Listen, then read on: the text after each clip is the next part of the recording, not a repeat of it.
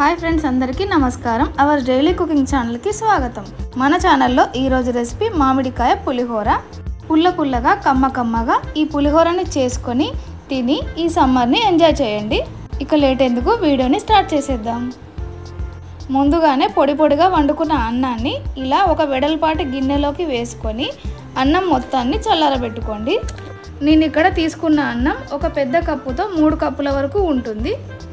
ఈ అన్నం చల్లారేలోపు పుల్లగా గట్టిగా ఉన్న మామిడికాయలను తీసుకొని పైన తొక్క తీసుకోండి. నేను ఇక్కడ తీసుకున్న మామిడికాయలు చాలా చిన్నగా ఉన్నాయి కాబట్టి ఒక 4 తీసుకున్నాను. మీరు పెద్దగా ఉంటే ఒక 2 మామిడికాయలను తీసుకోండి. తొక్క తీసుకున్న మామిడికాయలను ఇలా మొత్తం తురిమి పక్కన పెట్టుకోండి. ఈ మామిడికాయ తురుమును చల్లారిన అన్నంలోకి వేసుకోవాలి. అలాగే ఒక 2 టీ స్పూన్ల ఉప్పును కూడా వేసుకొని మామిడికాయ తురుము అలాగే ఉప్పు అన్నంకి బాగా కలిసేలాగా కలిపి పక్కన పెట్టుకోండి. మీరు ఈ స్టేజ్లోనే ఉప్పు పులుపు చూసుకొని ఉప్పు తక్కువగా ఉంటే ఉప్పుని, పులుపు తక్కువగా ఉంటే ఇంకొంచెం మామిడికాయ తురుముని వేసుకొని మిక్స్ చేసుకోండి. ఇప్పుడు తాలింపు కోసం స్టవ్ ఆన్ చేసి ఒక గిన్నెను పెట్టుకొని అందులో ఒక 5-6 టేబుల్ స్పూన్ల ఆయిల్ని వేసుకోండి. ఆయిల్ కాస్త వేడెక్కిన తర్వాత 1 టీ స్పూన్ మినపప్పు, 1 టీ స్పూన్ శనగపప్పు, 1 టీ స్పూన్ ఆవాలు అలాగే 1/2 టీ స్పూన్ జీలకర్రని వేసుకోండి. నేను ఇక్కడ జీలకర్ర వేసుకోవడం మర్చిపోయాను. తర్వాత 1/2 కప్పు వరకు పల్లీలను వేసుకొని మీడియం ఫ్లేమ్లో ఫ్రై చేసుకోండి.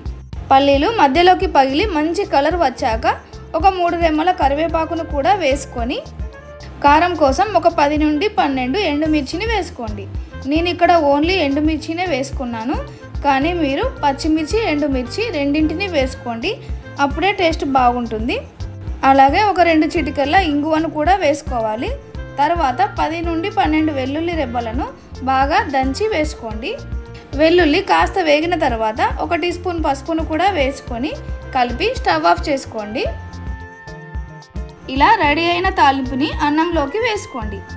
ఇక్కడ ఒక చిన్న మాట, మీరు కనుక మన ఛానల్ని ఫస్ట్ టైం చూస్తున్నట్లయితే ఇంతకు ముందు పెట్టిన వీడియోస్ని కూడా చూడండి. నచ్చితే సబ్స్క్రైబ్ చేసుకోండి. తాలింపు మొత్తం అన్నంకి పట్టేలాగా మొత్తం మిక్స్ చేసుకోండి. అన్నంని వేడివేడిగా తినాలి అనుకునే వాళ్ళు దీన్ని ఒక 5 నిమిషాల పాటు వేడి చేసుకొని తినొచ్చు, లేదంటే ఇలాగే తినొచ్చు. ఇక చివరగా కొంచెం కొత్తిమీర తరుగును కూడా వేసుకొని మిక్స్ చేసుకోండి. అంతే, ఎంతో టేస్టీ మామిడికాయ పులిహోర రెడీ. ఈ వీడియో కనుక మీకు నచ్చినట్టయితే లైక్ చేయండి, షేర్ చేయండి. మీరు కూడా ట్రై చేసి ఎలా వచ్చిందో నాకు కామెంట్ చేయండి. Bye bye.